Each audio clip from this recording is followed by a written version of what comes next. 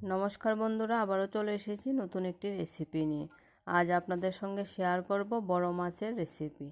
ফুলকপি আলু দিয়ে আর মাছের বড়ি ভেজে রান্না করব। ভিডিওটি শেষ পর্যন্ত দেখুন, আশা করি আপনাদের ভালো লাগবে। আমি এখানে 5 পিস মাছ নিয়েছি।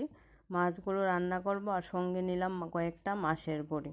আর এদিকে ফুলকপি আর আলু সিদ্ধ করে নিয়েছি। বন্ধুরা, সব কিছু রেডি করে নিয়েছি আর এদিকে মশলা করে নিয়েছি। এখন কড়াই বসিয়ে দিলাম, এবার মাছগুলো ভেজে নেব। যারা আজ নতুন আমার ভিডিওটি দেখছেন, আপনাদের কাছে যদি আমার রেসিপিটি একটু ভালো লেগে থাকে তাহলে আমার পেজটা ফলো করে রাখবেন এবং পাশে থাকবেন। আর যারা ইউটিউব থেকে দেখছেন, আপনাদের কাছে আমার রেসিপিটি একটু ভালো লেগে থাকে তাহলে আমার চ্যানেলটি সাবস্ক্রাইব করে পাশে থাকবেন। আর যারা করেছেন তাদেরকে অসংখ্য ধন্যবাদ। দেখুন বন্ধুরা, মাছগুলো ভাজা হয়ে গেছে, এবার মাছের বড়িগুলো ভেজে নিয়েছি। এখন ফুলকপি আর আলুগুলো একটু নুন হলুদ দিয়ে ভেজে নেব ভালো করে। শীতের দিনে এই মাছের বড়ি ভেজে বড় মাছ রান্না করলে ফুলকপি আলু দিয়ে কিন্তু খেতে বেশ ভালো লাগে।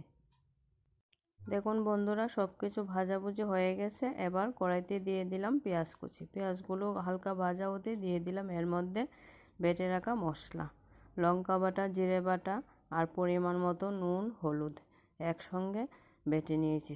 সব কিছু দিয়ে মশলাটার মধ্যে এবার দিয়ে দিলাম ভেজে রাখা ফুলকপি আলু আর মাছের বড়িগুলো। এখন মশলাটাকে ভালো করে কষিয়ে নেব।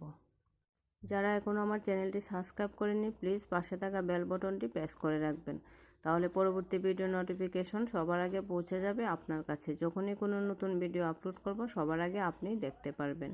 দেখুন বন্ধুরা, মশলাটা ভালো করে কষিয়ে নিয়ে তারপর দিয়ে দিলাম পরিমাণ মতো জল। এবার 10 মিনিট সময় ধরে মিডিয়াম আঁচে ভালো করে সিদ্ধ করে নেব সব কিছু। দেখুন বন্ধুরা, মোটামুটি সিদ্ধ হয়ে গেছে। এবার দিয়ে দিলাম ভেজে রাখা মাছগুলো দিয়ে আরও 5 মিনিট সিদ্ধ করে নেব সব কিছু।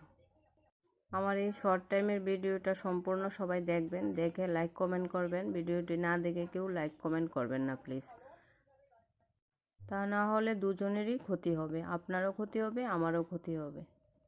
দেখুন বন্ধুরা, আমার রান্না প্রায় হয়ে এসেছে। এবার দিয়ে দেব বেটে রাখা গরম মশলা। এমন বড় মাছ দিয়ে কপি দিয়ে তরকারি রান্না করলে একটু গরম মশলা বেটে দিলে বেশ ভালো লাগে। বন্ধুরা, আমার রান্নাটা কেমন হয়েছে একটা কমেন্ট করে অবশ্যই জানাবেন। আর ভিডিওটিতে অবশ্যই একটি লাইক দিবেন। সবাই ভালো থাকবেন, সুস্থ থাকবেন এবং আমার পাশে থাকবেন। সবাইকে অসংখ্য ধন্যবাদ।